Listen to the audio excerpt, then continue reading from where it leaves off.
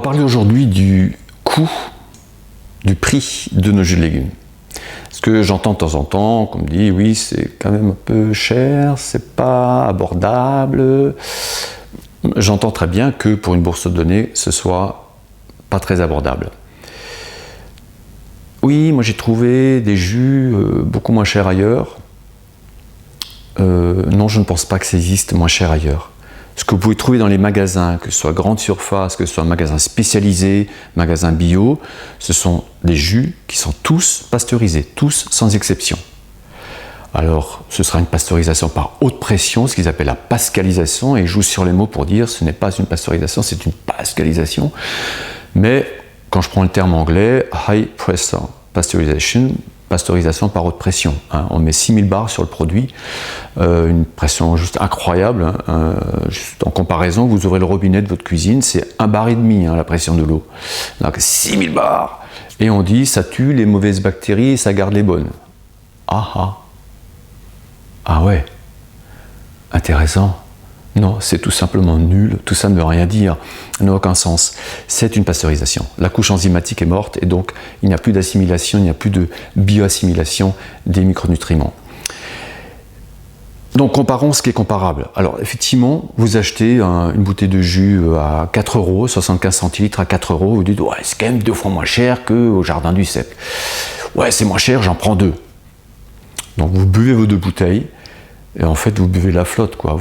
C'est un achat plaisir, vous faites plaisir, mais encore, est-ce qu'il est aussi bon pour le palais que ça? Une fois qu'il est pasteurisé, ça a beaucoup moins de goût.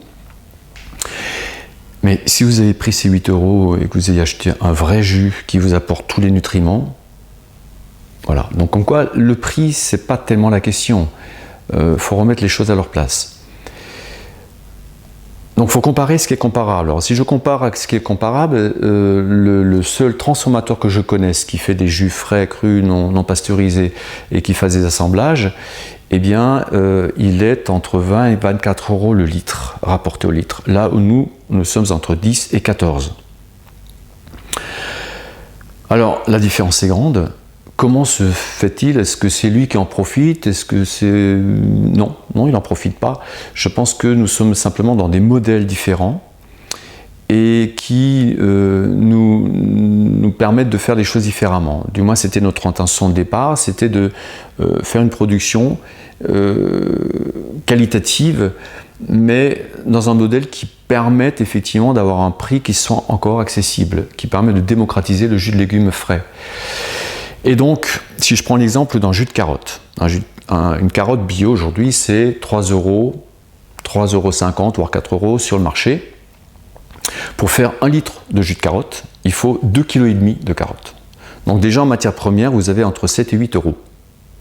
Après à cela, il faut rajouter la main-d'œuvre, les contenants, la logistique, la commercialisation. Et donc pour vendre avec 7-8 € de matière première, arriver à 12 € de prix final, c'est une gageure, c'est un défi. Alors comment on y arrive? Bon, c'est que d'une part nous sommes producteurs de légumes, ce qui permet déjà effectivement de rendre le légume, la matière première, beaucoup plus accessible. C'est vrai qu'on ne produit pas à 3 €, on produit moins cher. Mais la marge n'est pas si importante que cela, donc la matière première a quand même un coût important. Sans parler des agrumes que nous achetons chez des producteurs bio, puisque nous n'en produisons pas en Normandie. Et après cela, nous avons étudié, créé un modèle qui nous permet d'avoir une DLC de 14 jours. Voilà, donc il y a un empilement de facteurs pour avoir cette conservation sur un temps relativement long pour un produit frais. Et donc, ce qui nous permet de presser que toutes les 2 semaines. Et donc, on réduit le coût de la main-d'œuvre, on réduit le coût de la logistique. Et voilà, tout cela mis bout à bout nous permet d'avoir un prix qui reste très raisonnable par rapport au produit, par rapport à ce qu'il suppose. Et donc, on peut dire que le produit est cher par rapport à une bourse donnée, mais objectivement en soi, par rapport à ce qu'il suppose et à ce qu'il produit aussi comme avantage, il n'est pas cher, non. Et la preuve, c'est que d'autres font ça à un prix beaucoup plus élevé. La question que chacun doit se poser, c'est est-ce que dans mon assiette, est-ce qu'il n'y a peut-être pas des choses qui sont inutiles ou voire nuisibles que je pourrais supprimer au profit d'un produit plus cher, comme un jus de légumes, mais qui lui va m'apporter une qualité nutritive très importante et qui va m'apporter la santé. Et là, c'est un choix que chacun doit faire, chacun ne le faire que pour lui-même. C'est une question que je pose et je vous laisse y répondre chacun pour vous.